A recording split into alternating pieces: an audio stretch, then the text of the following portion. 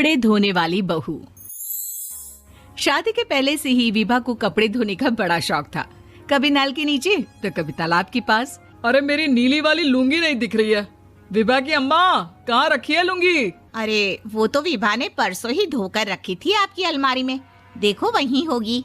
वो ना मैंने आज धो दी, मुझे लगा कि गंदी हो गई होगी। अरे कैसे गंदी हो गई थी? उसे तो मैंने पहना भी नहीं। हे भगवान, इस लड़की के कपड़े धोने की आदत से परेशान हो गया हूँ मैं। जितना तो घर में राशन नहीं आता, उससे कहीं ज्यादा डिटर्जेंट पाउडर का खर्चा है। इसकी शादी करवा दो, शादी जाए अपने घर में ही करे काम, फिर चाहे घर के कपड़े धोने हो या पूरे गांव के। हाँ ठीक बोल रही हूँ, देखता हूँ मैं कोई लड़का। वो दिन भी आ जाता है जब विभा को देखने लड़के वाले आ जाते हैं। लड़की मुझे अच्छी लगी। होने वाली सास कहती है, बेटी अगर कुछ पूछना है तो पूछ लो। वैसे तो हमारी लड़की बहुत ही शर्मीली है, जो बोल दो वो मान लेती है, इसे क्या पूछना होगा। अरे कैसी बात कर रही हो माँ, मुझे इन लोगों के घर रहना है, सवाल तो कई है। हाँ हाँ बेटा, पूछ लो ना, क्या पूछना है। आप लोगों के घर कपड़े कौन धोता है? सास का मुंह बन जाता है। देखो, अगर तुम ये कहना चाहती हो कि तुम्हें कपड़े धोने नहीं आते तो सुन लो, कपड़े मैं ही धोती हूँ, लेकिन तुम्हारे आ जाने के बाद मैं रुमाल तक नहीं धोऊंगी। अरे चुप रहना भाग्यवान, बहू बेचारी घर आई नहीं, उसे डराना शुरू कर दिया। वो क्या है ना बिटिया, अभी तक तो ये कल्लू की माँ ही धोती थी, लेकिन अब तुम्हारे पापा तो दहेज में वॉशिंग मशीन देंगे ही। तभी विभा की माँ बोल पड़ती है, सवाल भी पूछा तो क्या। वैसे भाई साहब, मशीन की तो फिर भी कपड़े धोने की कैपेसिटी होती है। मतलब जो बिटिया दे रहे हैं ना विभा, इसे कपड़े धोने का बहुत शौक है। ये आप लोगों के क्या, आस पड़ोस गांव मोहल्ले सबके कपड़े धो दे और उफ तक ना करे। बाहर देखा नहीं आपने कितने कपड़े सूख रहे हैं? सब हमारी बिटिया ने ही तो धोए हैं। बस भी करो ना माँ, शर्म आ रही इतनी तारीफ सुनकर। और तो और एक दाग निकाल कर दिखाओ तो मान जाऊं। हाँ अच्छा, माफ करना बेटा, मैंने गलत समझा।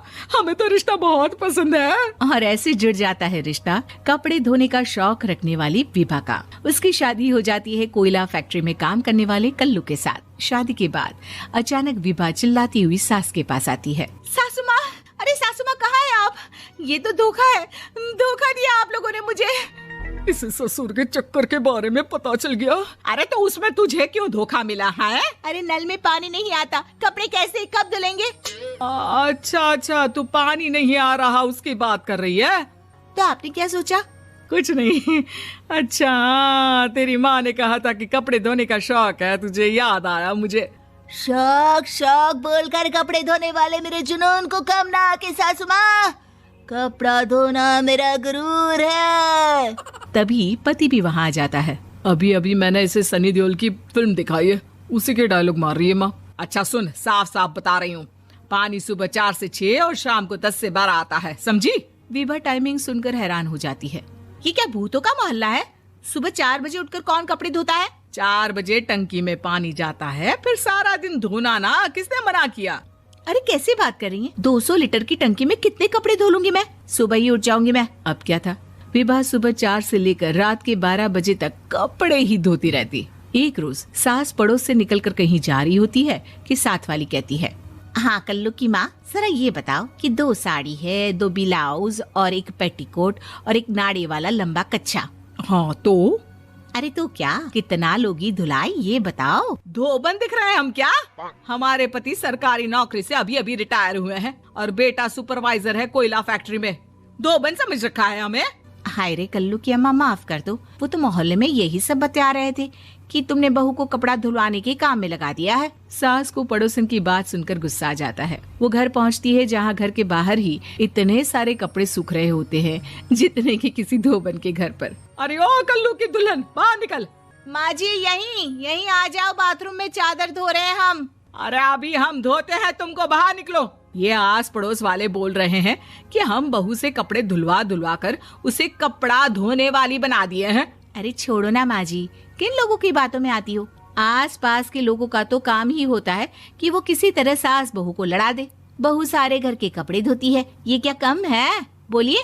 सास को भी लग जाता है कि वो बहू का ये सनकीपन नहीं छुड़वा सकती, इससे अच्छा है कि खुद ही चुप हो जाए।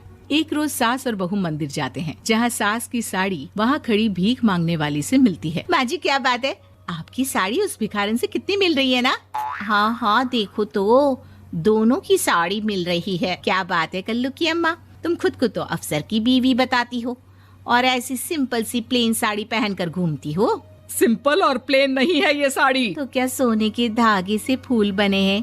कुछ भी सासू माँ, कुछ भी। हाँ, बने थे इस साड़ी में सोने के धागे से फूल। मेरे पति लेकर आए थे मद्रास से स्पेशली मेरे लिए 10,000 की। ताहे भाई साहब इस भिखारन के लिए भी सेम टू सेम साड़ी लेकर आए होंगे 10,000 की। सास उस वक्त तो कुछ नहीं कहती, लेकिन बहू के साथ घर आती है और अलमारी से एल्बम निकाल कर लाती है। ये साड़ी देख रही है, ये वही साड़ी है जिसे मैंने अभी पहना था। इस साड़ी में ये जो चमकदार फूल दिख रहे हैं ना, ये सोने के धागों से काटे गए हैं। लेकिन तू लोकल वॉशिंग मशीन ब्रश से घिस घिस कर सारे फूलों को निकाल कर साड़ी प्लेन कर दी।